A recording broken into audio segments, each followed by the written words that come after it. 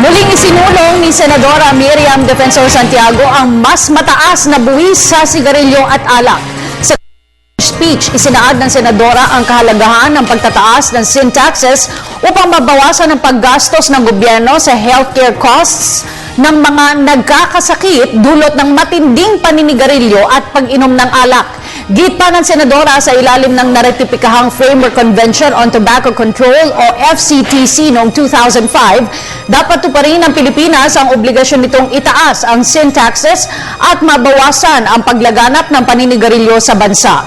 Bagamat kinatigan ng Senadora ang substitute bill ni Senador Franklin Drilon, nanindigan naman itong mas mababawasan ang paglaganap ng paninigarilyo sa bansa sa ilalim ng kanyang sin tax version kung saan kikita ang gobyerno ng 60 bilyong piso mula sa buwis kumpara sa 40 bilyong pisong tax revenue sa ilalim ng substitute bill.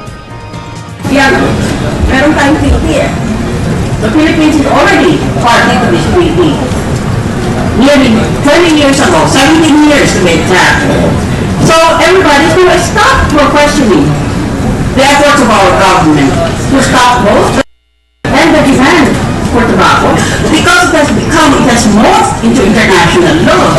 This is the most widely embraced treaty in the history of the United Nations. No other treaty has been so widely accepted.